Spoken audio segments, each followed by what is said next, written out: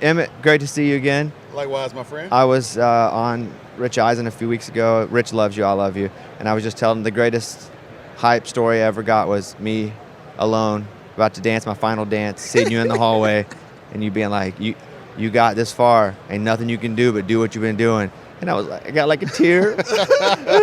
Slapped the wall, played like a champion, walked out, won the mirror ball. Hey. It's my favorite. Oh, no, I'm glad. I'm glad I was able to inspire you to your level of greatness. And I didn't even like chase you. It was like God put us together in a random hallway in a studio. So Super Bowl wise, do you travel with your rings when you come to a Super Bowl and you do this? I don't even wear my rings. I don't even know. I haven't seen my rings in over 10 years. Where are they? Is it stored somewhere? They're in the safety deposit box, bro.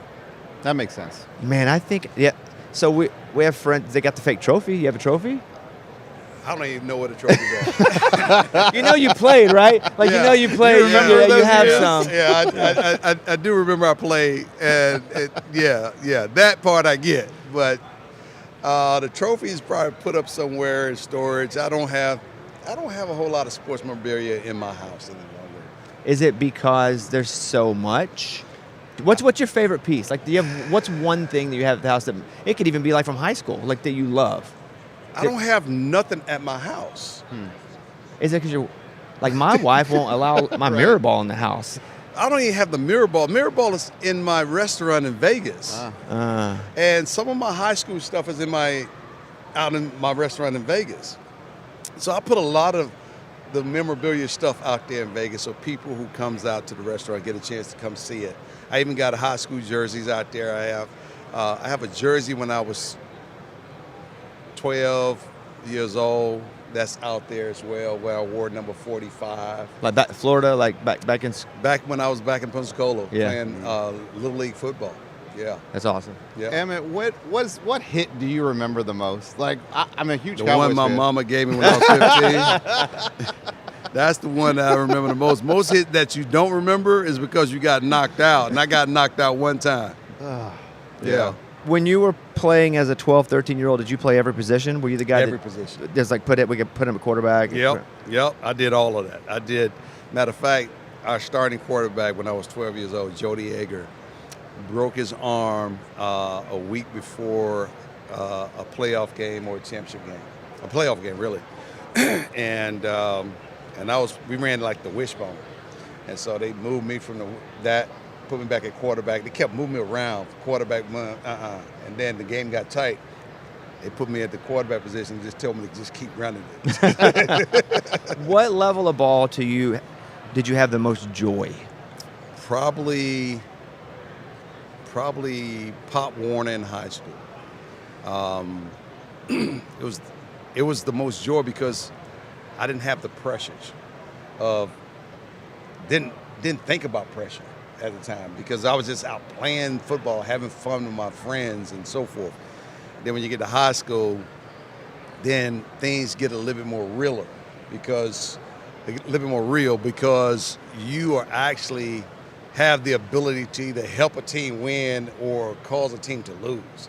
And then you start to understand the importance of the game and the importance of your role. And then things just change from that point on. Emmitt, I got 4 boys. They all play sports, and I'm in that sports world, of just a lot of parents out there, different kinds of sports parents. Right. What kind of sports parent were you, though?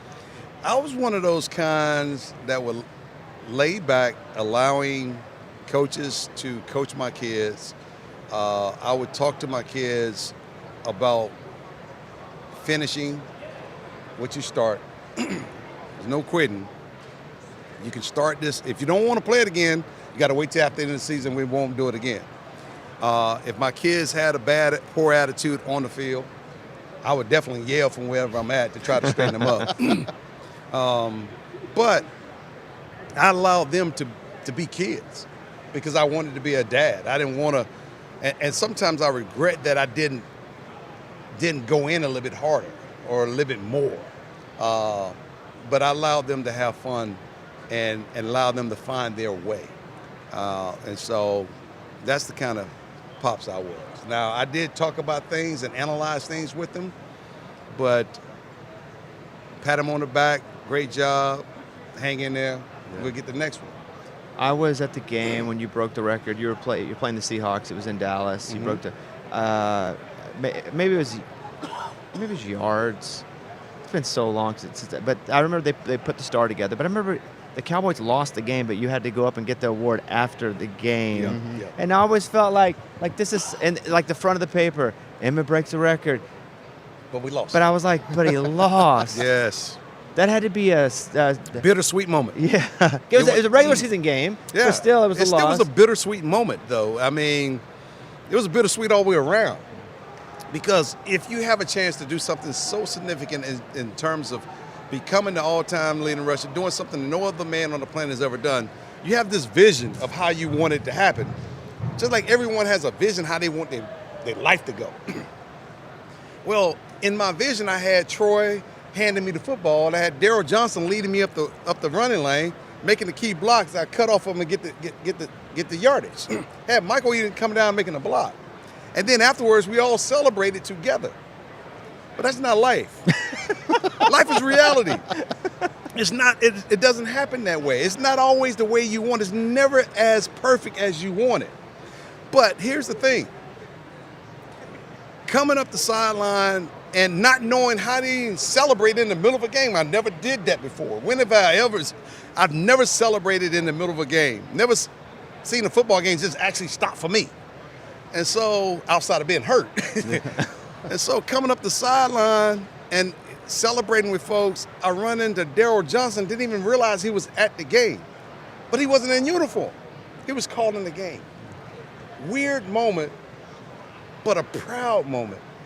Because he was so instrumental in terms of helping me achieve that goal. He wasn't on the field playing with me, but he was on the sideline cheering with me.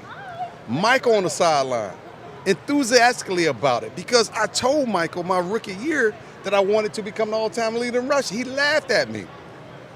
But now he's there celebrating with me, understanding how bad I wanted it. James Washington saw my goal list as a true rookie and saw the all-time leading rush on it. So he's celebrating with me because they knew before everyone else knew how important that was to me. And so things just didn't work out. And Troy, I know he wanted to be there. He said it during his retirement speech. I believe he wanted to be there one day when I break the record. In his mind, he's like, "You're gonna get it." I know he's gonna get it. And he wanted to be the guy to hand me the ball. I wanted him to be that guy too. And so, but as life would have it, we all leave the game at different points in times. And nothing is ever perfect. So we always have to adjust to life accordingly to where things are. Yeah, it was super moving to watch you get it, but I was like, I know he's such a team guy too. It's got to be weird that they didn't win the game. And it was against like a weird Seattle team. It is a weird, man. You can't celebrate. How you gonna celebrate? That's also when I knew the NFL wasn't rigged, because they'd have rigged that one for sure if they could have. The storyline would have been that better. was it. Emmitt, you're here with Narcan, so what's happening here? Yeah, I'm here with Narcan and Emergent. We're talking about opioid overdoses and continuing to spread the word around opioid overdoses, letting people know that even though the national numbers are dropping a little bit, but here in New Orleans, these numbers are steady rising.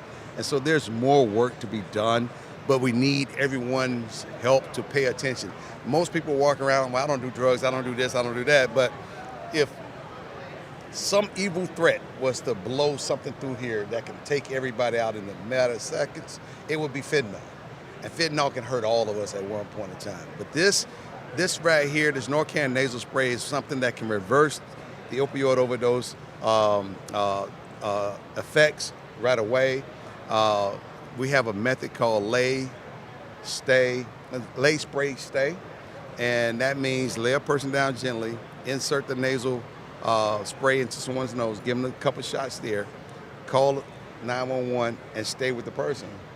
We want people to continue to have a life the way that we want it and do it in the most respectful way and be able to help and serve another person if that person is in need. There's nothing wrong with being ready and being responsible, and there's nothing more honorable than to help someone in need. Well, I really appreciate the time. Love you. Got to get one of those rings in someday, though. You got to see it. You got to get 'em, at least one of them, like out of the deposit box. Man, you know what?